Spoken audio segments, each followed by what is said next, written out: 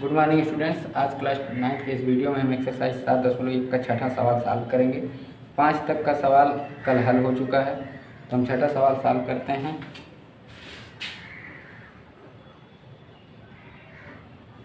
छठा सवाल कह रहा है त्रिभुज ए बी सी और त्रिभुज पी क्यू आर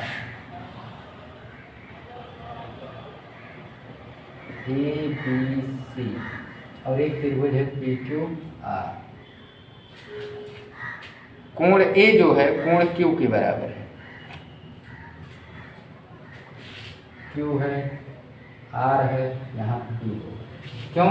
क्योंकि कहा है कोण ए जब यहाँ है तो ये यहाँ संगत भुजा होते हैं। संगत कोण भी यहाँ है तो आर यहाँ होगा। तो कह रहा है कि भुजा ए बी, कौन सी भुजा ए बी के बराबर होगी? कैसा सवाल है?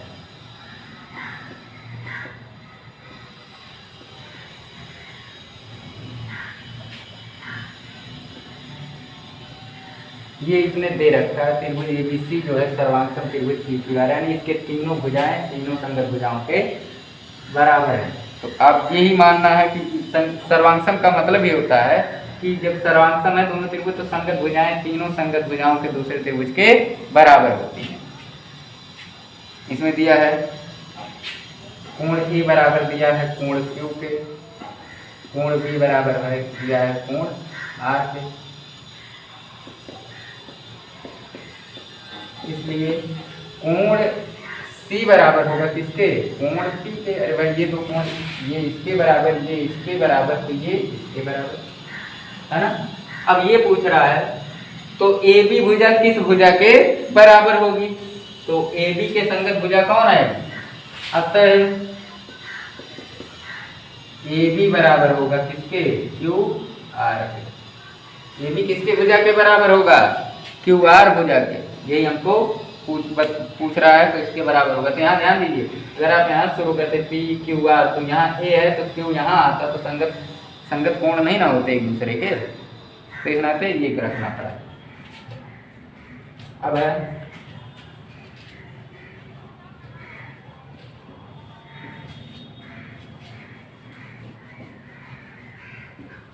सवाल नंबर है 7।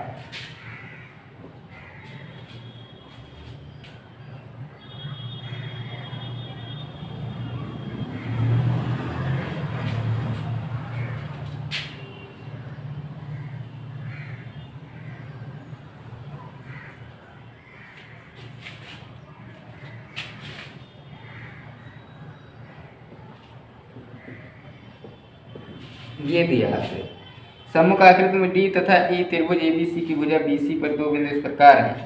दिया है क्या क्या दिया भाई? बी डी बराबर दे रखा है सी ई, ये दिया है। ए डी बराबर दिया है ए डी, ये दिया है। तो कह रहा है तब सिद्ध करना है, दर्शाइए या सिद्ध कीजिए। सिद्ध करना है हमको त्रिभुज ए बी डी सर्वांगसम त्रिभुज ए सी ए बी डी सर्वांगसम त्रिभुज ए सी ई, इसकी उत्पत्ति क्या होगी?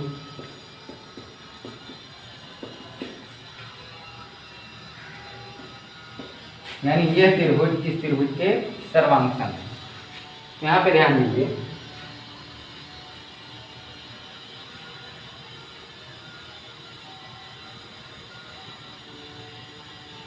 यहाँ पे ये जो बी डी भुजा है दिया है, बी डी बराबर है किसके? सी ई। बी डी बराबर है, देखेंगे त्रिभुज ए बी डी तथा त्रिभुज ए सी ई में बी डी बराबर सी दिया, ए डी बराबर दे रखा है ए दे रखा है, ध्यान दीजिए। बी सी सी बराबर बी डी और ए डी बराबर ए ई। अब यहाँ पे दो भुजाएं बराबर हो गई, एक कोई कोण बराबर कर सकते हैं। यहाँ ध्यान दीजिए, ये भुजा उसने और इसकी ये भुजा, ये दोनों बराबर दे रखा, तो इसके सामने ये कोण पड़ेगा, इसके सामने ये कोण पड़ेगा, ये दोनों कोण बराबर होंगे। कोण बी बराबर होगा कोण सी। क्यों? सम्मुख अगर भुजाएं बराबर हैं तो उनके सामने के कोण क्या होते हैं? बराबर होते हैं। अतः त्रिभुज ए बी सी सर्वांगसम त्रिभुज ए सी, दो भुजाएं एक कोण। अब ये कोई जरूरी नहीं होता कि बीच का ही कोण हो, इन दो भुजाओं से तो ये कोण बन रहा था, ठीक, ये भी बन रहा है, ठीक है। तो कोई जरूरी नहीं कि बीच का ही कोण हो, एक कोण बराबर हो, दो संगत भुजाएं बराबर हो, तो त्रिभुज क्या होगा? सर्वांगसम होगा। ये त्रिभुज हो गया सर्वांगसम।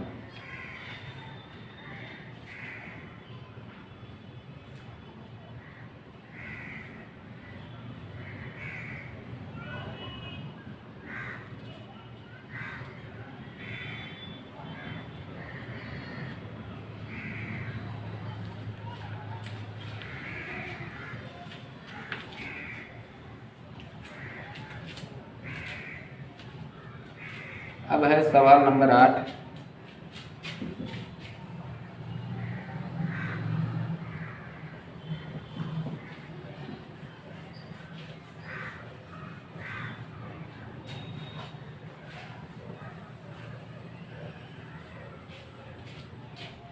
कह रहा है यदि ए बी सी डी एक समांतर चतुर्भुज, समांतर चतुर्भुज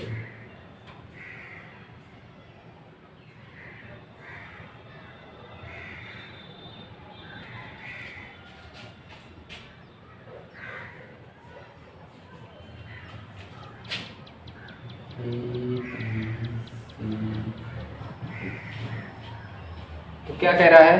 तो सिद्ध कीजिए त्रिभुज ए बी डी। अब ए बी डी कहाँ त्रिभुज बन रहा है? ए बी डी, यानी यहां से हम एक विकर्ण खींच दें तो बन गया त्रिभुज ए बी डी, ठीक है। सवाल नंबर 8 दिया है ए बी सी डी एक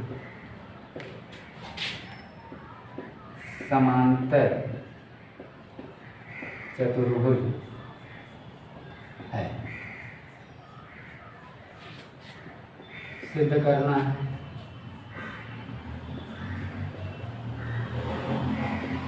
त्रिभुज ए बी डी सर्वांगसम त्रिभुज P C C D B, C D रचना में एक विकर्ण क्या खींचा आपने? विकर्ण बी डी, बी डी खींचा। नहीं तो त्रिभुज कहाँ बनता? नहीं बनता ना चतुर्भुज, तो चतुर्भुज रहता। इसकी उत्पत्ति क्या होगी? ध्यान दीजिए, समांतर चतुर्भुज है। समांतर चतुर्भुज में सम्मुख भुजाएं बराबर होती हैं और समांतर होती हैं एक दूसरे के। तो अगर हम तो लिखेंगे त्रिभुज ए बी डी तथा त्रिभुज सी डी बी में सम्मुख भुजाएं समांतर और सम्मुख कोण बराबर होते हैं समांतर चतुर्भुज में, और सम्मुख भुजाएं भी समांतर और बराबर होती हैं। तो इस त्रिभुज में ए डी भुजा बराबर होगी सी बी के, इसके सी बी के, ये सम्मुख भुजाएं, ठीक। और देखिए